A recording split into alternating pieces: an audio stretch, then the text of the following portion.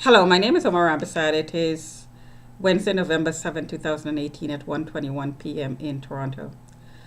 I'm just going to say before I go on that the tweets today on ROSHINI 911, those are my tweets. I tweeted a few comments and had some quotes about the Rohini Besasar's case um, that concluded today with a verdict of not guilty by reason of insanity, basically.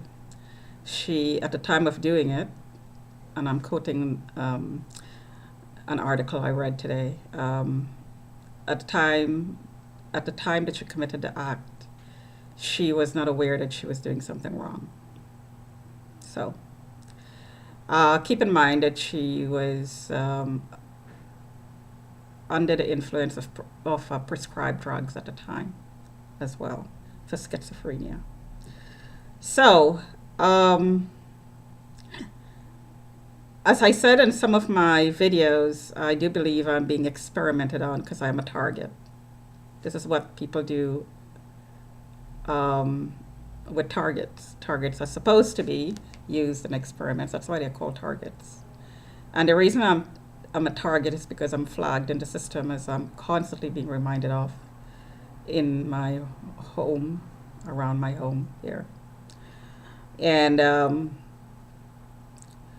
and the experimentation takes different forms.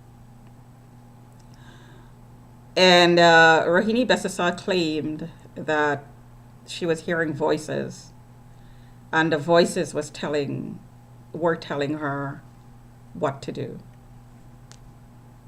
And she claimed that she was chipped and she had something under her skin, a chip or a few chips. So if you're chipped, and people are chipped all the time, I mean, willingly, they get chips inserted in their bodies. Um, of course, sounds could be received via the chip.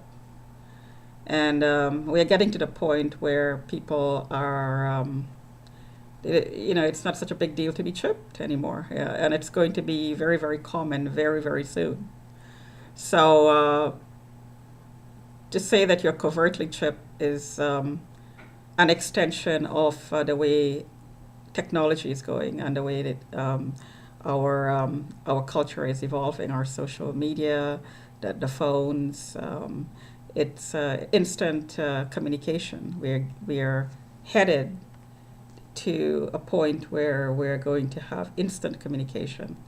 We might even have one inserted in a part of our brain where we can communicate brain to brain, and that technology is already developed and being experimented with people who are willingly taking part in the experiments. But there is always going to be unethical parties, criminal parties, traffickers, for instance, who are going to take advantage of this technology. So if somebody were to tell the police or a person in authority that I think I'm chipped, it shouldn't be such a big deal anymore. It shouldn't be surprising.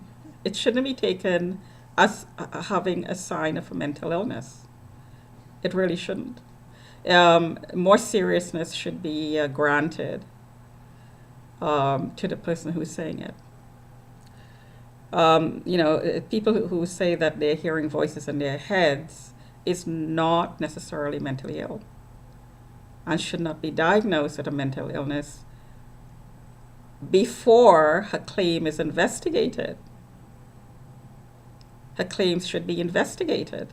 It should not be automatically taken for granted. I mean, it should not be automatic. Let me rephrase that. It shouldn't be taken for granted that the person is mentally ill by a psychiatrist.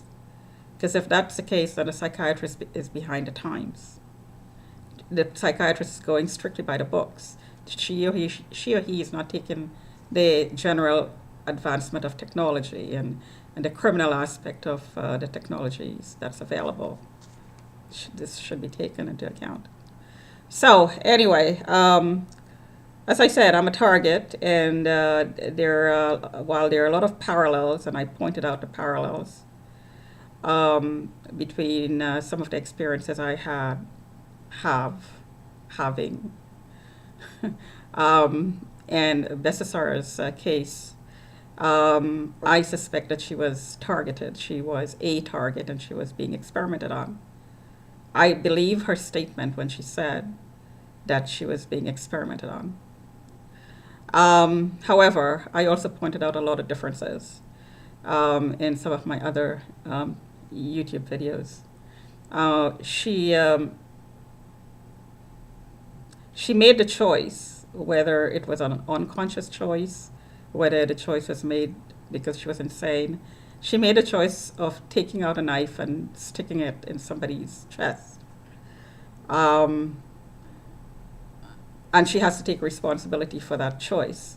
This is not something that I would ever do because I just can't inflict pain on somebody intentionally other than in self-defense. Just because of the way I am, I can't. So I wouldn't be crossing that line, even though I'm being harassed viciously, criminally harassed. And also because I'm a target, technologies like tasers, lasers, and maybe even chips will be inserted in your body. Unlike Bisesar, I view life a little bit differently. I see I see the opportunity to learn in any challenge, and that challenge might be somebody inserting a chip in you. So if a chip is inserted in somebody covertly, and it eventually down the line you become aware of it, then you can take advantage of that. You can use it to your advantage, and you can learn how to, because a chip, after all, is a device that receives frequencies from the outside world. And you can alter that frequency and you can harness that frequency through meditation. In my case, this is how I'm learning how to do it. I'm not saying I'm chipped, thank you very much, but scratch that. I'm not saying I'm chipped. What I'm saying is, if you're chipped, it wouldn't be such a big deal. Initially, it would be a shock, but given this day and age, it would not be such a big deal. And if somebody were hearing voices, then this is the way that the world is going. This is instant communication, brain-to-brain communication. We are living in a world where you will be hearing messages being transmitted to you wirelessly. So we are going to be hearing voices, quote unquote. So as to why a psychiatrist would say somebody is schizophrenic if the person is saying that they're hearing voices without investigation is a really good question. Anyways, so I was trying to make a point here, and the point is, I am not Rohini Bisesar, even though I'm saying I'm being experimented on, even though I'm saying I am targeted. My point of view of the whole thing, of the whole project, of the whole targeting project, is a little different from hers. I see it as an opportunity to learn from the experiments and grow from it. It's a challenge, after all. So that was one point. And the other point is the idea that the person died because she got stuck once with a knife.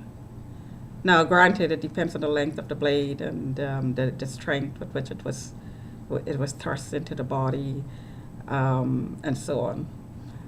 That would be a factor.